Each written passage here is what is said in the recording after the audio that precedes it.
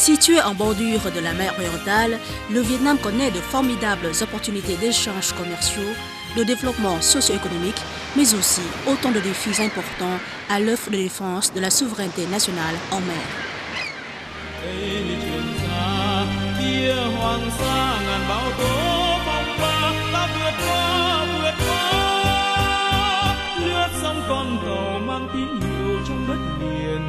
Mắt em nhìn theo con tàu đi xa mãi giữa nơi biển khơi đang nở rộ ngàn bông hoa xa phố cánh hoa đỏ thắm bao hy vọng anh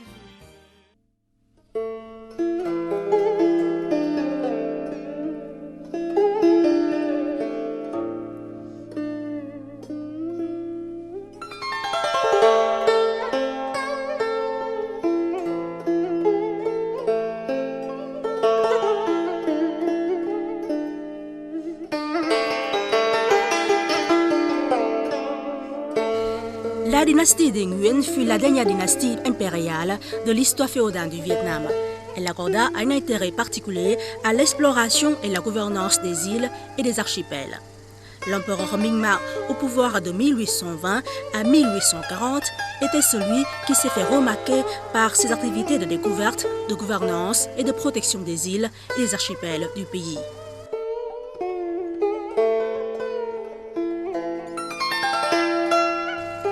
Rebaptisé le pays Đại Nam et fait fondre les Kieu Dinh, 9 chaudrons à trépied, avant de les faire installer solennellement au temple des ancêtres, un acte symbolique pour l'éternité de la patrie dont la protection sera assurée par les descendants.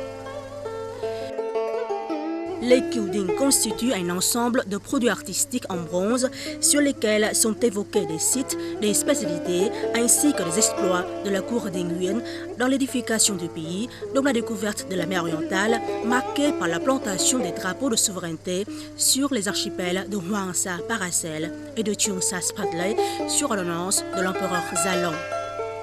La valeur spirituelle des Kieu Dinh tient au fait qu'ils véhiculent un message très fort des ancêtres à leurs descendants sur la défense des frontières nationales, dont les deux archipels de Hoang Sa Paracel et de Cheong Sa Spratley.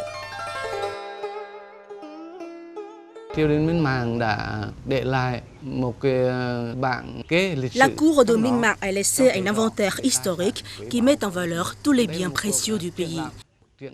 Il s'agit d'une exposition en plein air qui regroupe toutes les images les plus précieuses, les sites touristiques, historiques, les biens précieux du Vietnam, notamment la mer orientale, avec les caractères Dong Hai, mer orientale, chaque image étant suivie de caractères chinois indiquant son nom. Ce sont des documents historiques sous forme matérielle qui persistent au fil du temps.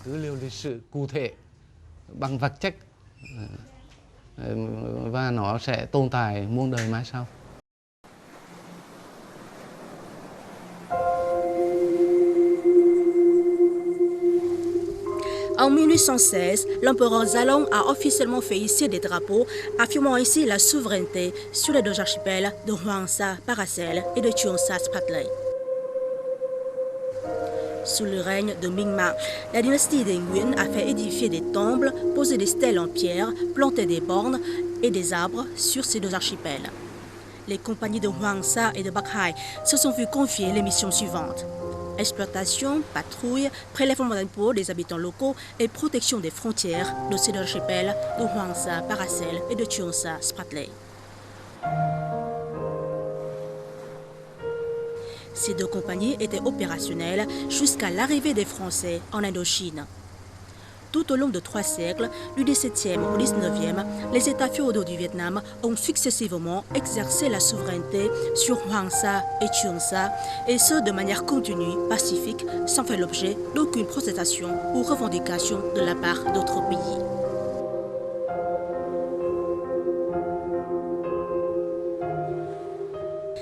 En concluant avec la cour des Nguyen le traité en date du 6 juin 1884, traité de Paternotre, la France a représenté le Vietnam dans toutes ses relations extérieures afin de protéger la souveraineté et l'intégrité territoriale de ce dernier, dont les deux archipels de Hoang Sa Paracel et de Cheong Sa Spratley.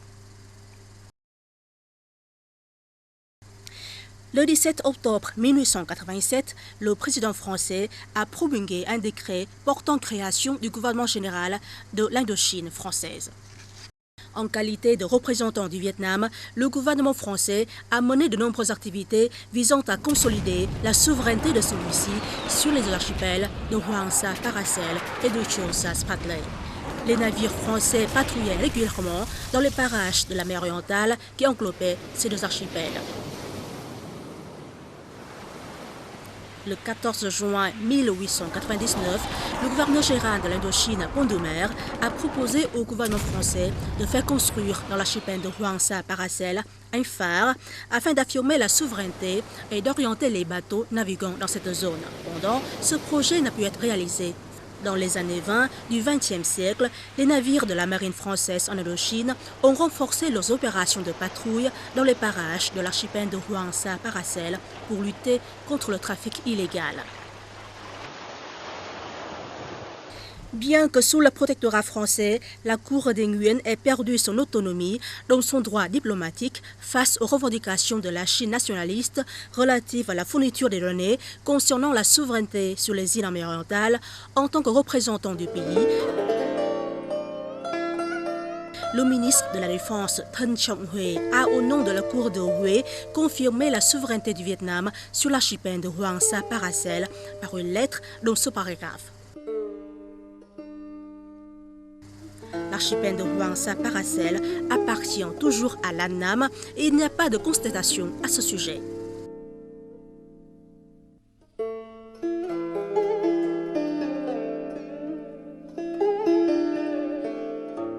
Cela a été répété dans le rapport du 22 janvier 1929 du résident supérieur de l'ANAM, le FOL. Ce dernier a écrit: Thân Trọng Huệ, ancien ministre de la guerre, décédé en 1925, affirmait par lettre du 3 mars de cette année que ces îles appartenaient toujours à l'ANAM. Il n'y a pas de contestation à ce sujet.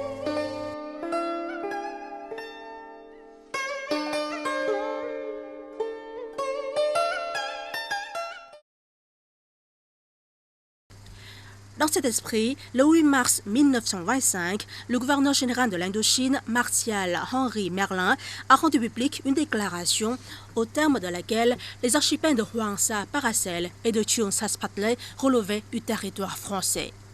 Les autorités du protectorat français ont solennellement confirmé leur souveraineté et renforcé les opérations de patrouille, d'inspection et de recherche scientifique sur ces deux archipels.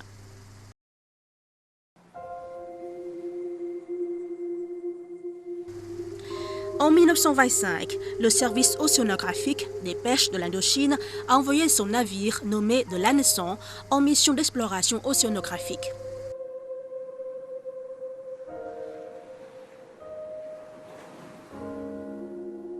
Outre le docteur Krempf, alors directeur de l'Institut, d'autres scientifiques, tels que Delacour, Jabouille, ont rejoint la mission pour leurs travaux de recherche géologique et biologique. Au bout de 2 années de recherche, le Dr Krempf, directeur de l'Institut océanographique de l'Indochine, a conclu que les îles Paracel font partie du territoire vietnamien.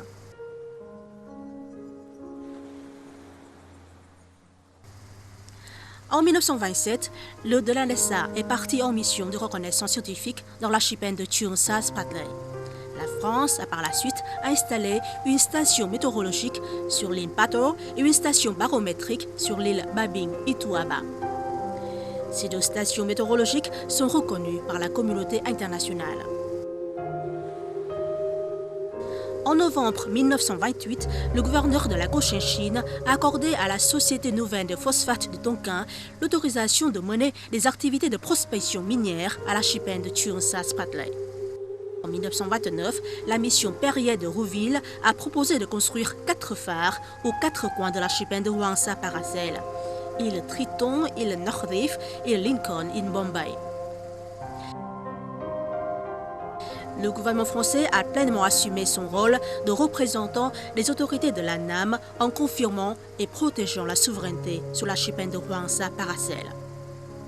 Dans sa lettre adressée au ministre français des Affaires étrangères du 18 février 1929, le ministre de la Marine, pour ordre du ministre des colonies, a confirmé: pour ce groupe d'îles Terra Nullius, l'ANAM possède des droits historiques beaucoup plus difficiles à contester que ceux que la Chine nationaliste pourrait revendiquer, et la France est tenue de préserver l'intégralité du territoire placé sous son protectorat.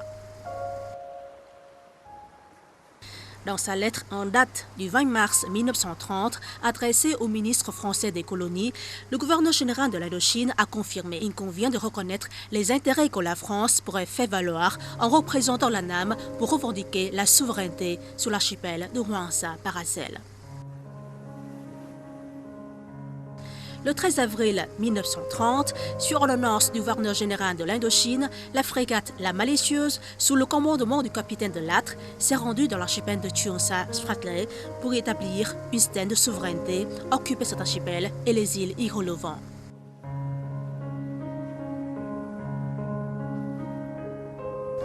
De Lattre, lieutenant de marine de La Malicieuse, a rédigé le procès-verbal constatant la possession officielle de l'archipel de Cheongsa Spratley. Aujourd'hui, le 13 avril 1930, jour de la fête du dimanche des Rameaux, j'ai pris possession au nom de la France de l'île Spratly, située par 8°39' nord et 111°55' est Greenwich, et des îles qui en dépendent. En signe de quoi, j'ai fait hisser sur l'île Spratly le pavillon français et je l'ai fait saluer d'une salve de 21 coups de canon.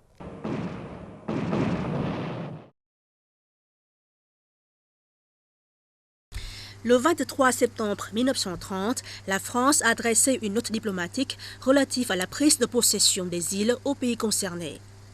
Le 26 juin 1933, elle a annoncé dans son journal officiel l'annexion des îles relevant de l'archipel de Cheongsa Spratley. Afin de favoriser la gouvernance de ces îles, le 21 décembre 1933, le gouverneur de la Cochinchine, Grotmeyer, a signé l'arrêté portant annexion des îles Spratley, Kai Dabuan, Ituaba, le groupe des deux îles, Loaeta et Titu à la province de Bari. En 1937, la France a envoyé un ingénieur civil nommé Gauthier aux îles des Paracels pour examiner les emplacements destinés à la construction des phares, des terminales, d'hydravions. Dans la même année, le patrouilleur français Lamotte Piquet, commandé par le vice-amiral Istava, a visité l'archipel de Hwang-Sa Paracel.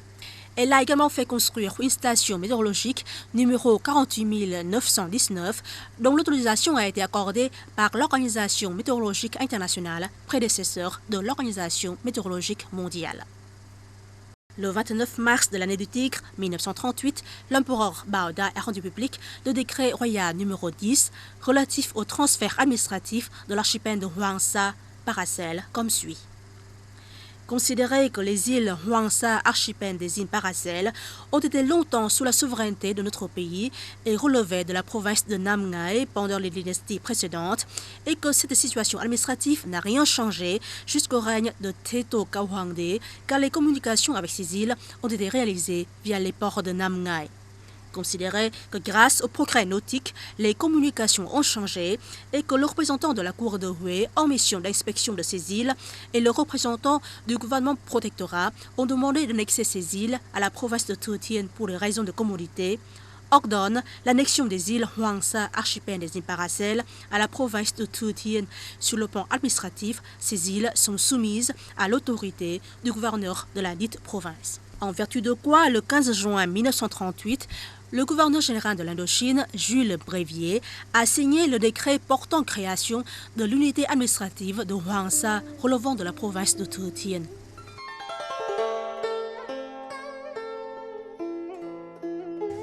En 1938, la France a érigé une stand de souveraineté, achevé la construction d'un phare, d'une station météorologique et d'une station de radio à Hwang-Sa.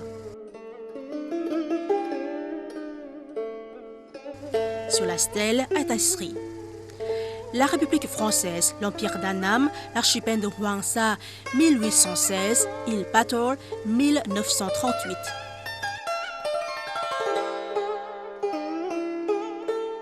Les années 1816 et 1838 sont respectivement les années où l'empereur Gia Long a fait ériger un drapeau de souveraineté du Vietnam et une stèle sur les îles Paracel. La France a également fait construire une station météorologique, une station de radio sur l'île d'Ituaba dans les îles Paracel. De nombreux textes ont été promulgués en 1939 concernant l'exercice de la souveraineté de la France au nom de la NAM, à savoir le décret du gouverneur général de l'Indochine en date du 28 janvier 1939 relatif au régime de pension et de budget applicable aux fonctionnaires représentant l'État et en inspection à Hoàng Sa, l'ordonnance relative à la gratification à M. Louis Fontan, garde principal de première classe, qui était mort à cause du paludisme pendant une mission à Hoàng Sa en février 1939.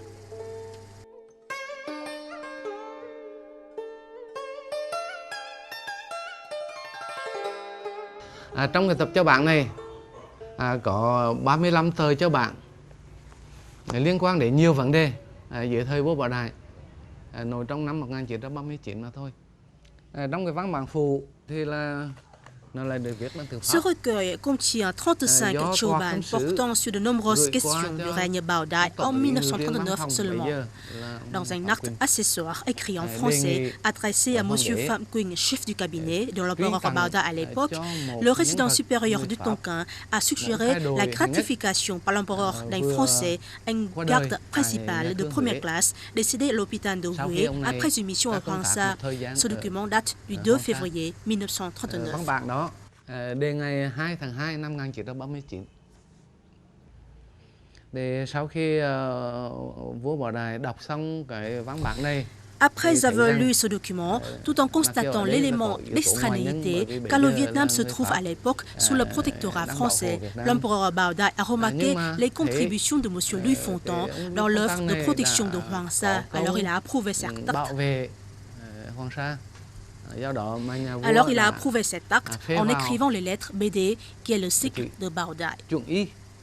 Và bên dưới là cái chữ BD, tức là Bảo Đại.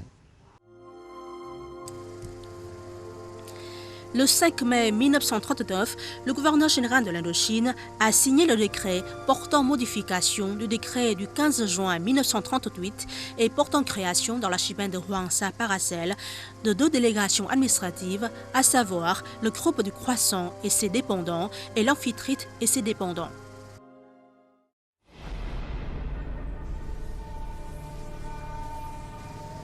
Durant toute la Deuxième Guerre mondiale, de 1939 à 1945, la France et l'État du Vietnam, avec à sa tête l'empereur Bảo Đại, ont exercé l'exercice de la souveraineté sur les archipels de Hoàng Sa Paracel et de Chuon Sa Sprat Ley par différentes décisions. Annexion de territoire, nomination des représentants administratifs, entre autres. Le 17 mai et le 12 août 1941, le résident supérieur de la NAM a signé 2 ordonnances relatives à un fonctionnaire qui était garde principal d'une compagnie des soldats annamites affecté en mission à Hoàng Sa et qui a été nommé par la suite représentant administratif du district de An Vinh et des communes dépendantes, dont le siège se trouve à l'île boisée de l'archipel de Hoàng Sa Paracel.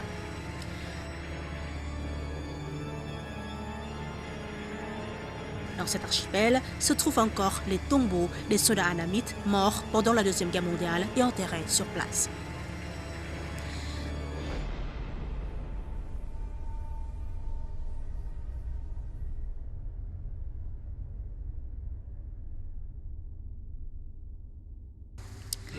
En tant que gouvernement protectorat pour le Vietnam, la France a exercé certaines activités diplomatiques en vue d'affirmer la souveraineté sur les archipels de Hoàng Sa Paracel et de Chuon Sa Sprat Ley. Le 4 décembre 1931 et le 24 avril 1932, elle a protesté contre l'intention des autorités du Guangdong de lancer un appel d'offres pour l'exploitation du guano sur l'archipel de Hoàng Sa Paracel. Face aux prétentions de la Chine sur l'archipel de Hoàng Sa Paracel dans les années 1932 et 1937, la France a à 2 reprises demandé à la Chine de porter l'affaire de la souveraineté sur Hoàng Sa devant une juridiction internationale, mais cette dernière l'a refusé. Le 24 juillet 1933, la France a annoncé au Japon que ses forces armées avaient occupé les îles principales de l'archipel de Cheongsa Spratly et rejeté l'objection de ce dernier. Le 4 avril 1939, elle s'est opposée à l'inclusion par le Japon de certaines îles de l'archipel de Cheongsa sous sa juridiction. Le 26 novembre 1943, le président des États-Unis Franklin Roosevelt, le premier ministre britannique Winston Churchill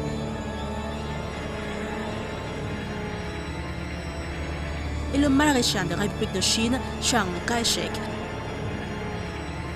se sont réunis à la conférence du Caire et ont signé le communiqué du Caire qui avait pour objectif d'enlever au Japon toutes les îles du Pacifique prises ou occupées depuis le début de la guerre mondiale en 1914, de restituer à la République chinoise tous les territoires tels que la Mandchourie, Formose et les Pescadores que les Japonais avaient volés aux Chinois.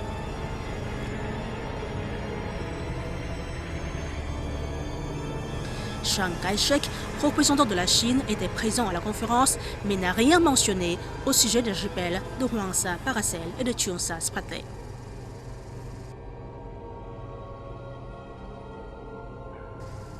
Les dispositions du communiqué du Caire ont été reprises par la déclaration de Potsdam émise par les représentants de trois alliés que sont les États-Unis, l'Angleterre et la Chine dans le cadre d'un autre sommet tenu à Potsdam du 17 juillet au 2 août 1945 pour fixer les conditions de capitulation du Japon.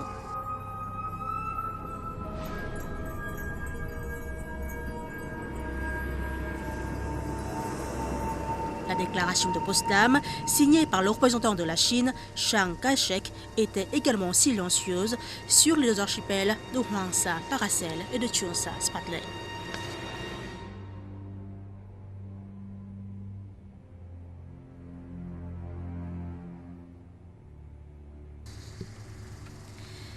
La Deuxième Guerre mondiale étant terminée, la République démocratique du Vietnam était née. Il existait encore l'État du Vietnam, placé sous l'autorité de l'ancien empereur Bao Da et du protectorat français. Au nom de l'État du Vietnam, la France a continué à assumer l'administration de l'archipel de Hwangsa Paracel jusqu'à la signature de l'accord de Genève en 1954.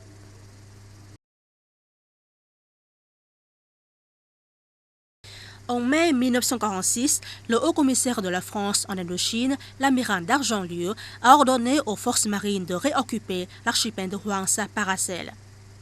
J'ai décidé d'envoyer notre navire en mission d'inspection à l'archipel de Hwangsa en vue de la réoccupation de cet archipel français. En vertu de cette ordonnance, l'escarmouche, sous le commandement du capitaine Corvette et d'autres navires français, ont débarqué de nouveau sur les îles relevant de l'archipel de Hwangsa Paracel. Dans la même année, la France a envoyé l'aviso Chevreuil en mission en vue de l'érection d'une borne de souveraineté sur l'île Ituaba de l'archipel de Cheongsa Spratly.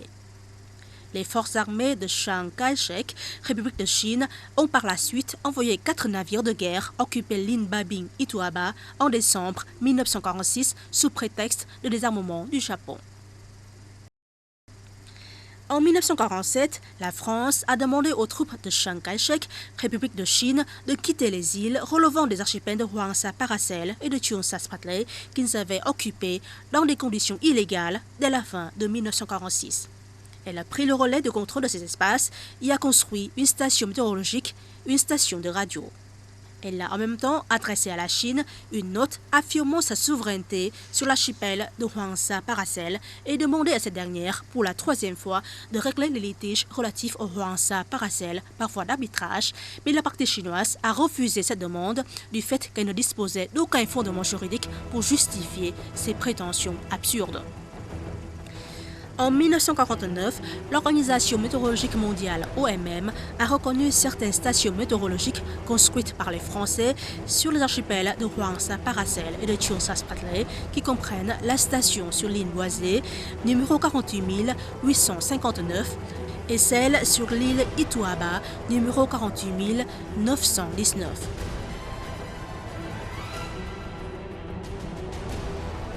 En avril 1949, lors d'une conférence de presse, le prince Doul, chef du cabinet de l'empereur Bảo Đại, a hautement rappelé les droits du Vietnam sur les archipels de Hoàng Sa, Paracel et de Trường Sa Spratly. À cette même occasion, le haut-commissaire français a reconnu que ces archipels faisaient partie de l'Empire d'An Nam et manifesté son appui en faveur du Vietnam. Un événement remarquable en 1950 fut le remplacement par les forces du gouvernement de Bảo Đại des forces de l'Union française dans le contrôle des deux archipels. En juin 1950, le résident supérieur d'An Nam, le général Phan Van Giao, a visité l'archipel de Hoàng Sa et en octobre de la même année, il s'est rendu de nouveau pour présider la cérémonie de remise du contrôle. Il a rapporté en personne au Premier ministre du Sud-Vietnam, Trần Văn Hieu: j'ai été persuadé que ma présence parmi le Viet Binh Đoàn, unité régionale de garde, aurait un impact de soulagement sur son moral le jour où l'unité a assuré les responsabilités lourdes. Début septembre 1951, les États alliés pendant la Deuxième Guerre mondiale se sont réunis dans le cadre d'une conférence à San Francisco, aux États-Unis, pour discuter du projet de traité de paix entre les Alliés et le Japon, que les États-Unis et le Royaume-Uni avaient présenté le 12 juillet 1951 afin de mettre fin officiellement à la Deuxième Guerre mondiale. 51 États y ont été conviés. Comme le Vietnam était membre de l'Union française, le Premier ministre du Sud-Vietnam, Trần Văn Hieu, a assisté à la conférence en qualité de chef de la délégation vietnamienne. La conférence de San Francisco avait pour but de traiter la question d'attribution des territoires en Asie-Pacifique. Présent à cette occasion, le ministre des Affaires étrangères de l'Union soviétique, Andrei Gromyko, a proposé un amendement de 13 articles dont l'un consacre la reconnaissance du Japon de la souveraineté de la République populaire de Chine sur les Paracels et les Spratly. Avec 46 voix contre, 3 voix pour et 2 abstentions, cette proposition de la délégation soviétique a été rejetée par la conférence.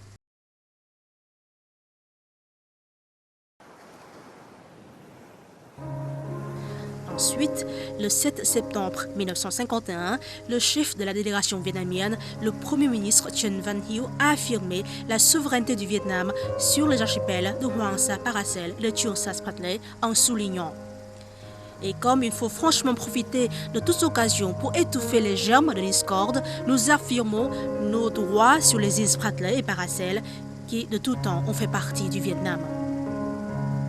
Aucun des 51 États présents à la conférence ne s'est opposé à cette déclaration affirmant la souveraineté de la délégation vietnamienne.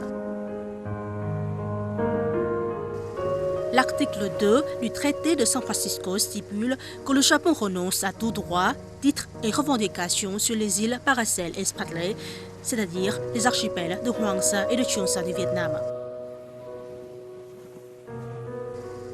Le 8 septembre 1951, les États présents à la conférence ont signé le traité de paix avec le Japon. La reconnaissance de la souveraineté du Vietnam sur les archipels de Hoàng Sa, Paracel et de Trường Sa Spratly par la communauté internationale à la conférence de San Francisco fut un fait remarquable dans la série des faits justifiant l'établissement de la souveraineté et la possession pacifique continue et réelle sur ces deux archipels du Vietnam.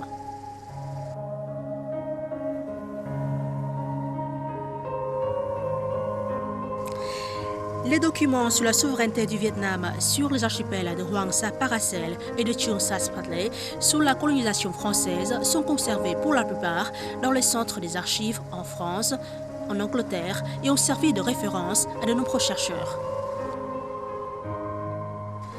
Le professeur français Monet Chomelier Gendreau, auteur du livre La souveraineté sur l'archipel Paracel et Spratly, publié en mars 1996, a émis des observations tout à fait objectives sur les fondements juridiques et preuves historiques justifiant la souveraineté du Vietnam sur les îles Paracel et Spratly.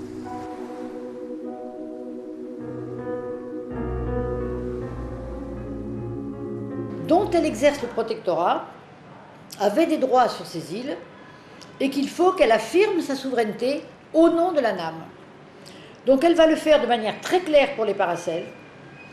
Dès le début des années 30, les premiers documents les plus clairs sont de 30-32, justement dans des échanges avec la Chine, qui commence à revendiquer les îles, la France dit pas du tout, ces îles ne sont pas chinoises. Nous savons qu'elles étaient sous la souveraineté de la NAM et nous exerçons les droits de souveraineté au nom du protectorat. Donc ça c'est très clair pour les Paracels. Et d'ailleurs la France va commencer à envoyer des missions, à construire des phares, à mettre des garnisons en place dans les Paracels. Pour les Spratleys c'est un peu différent parce que comme elles sont géographiquement un peu plus au sud et qu'elles sont beaucoup plus dispersées, la France ne connaît pas bien l'histoire du Vietnam et c'est un petit peu...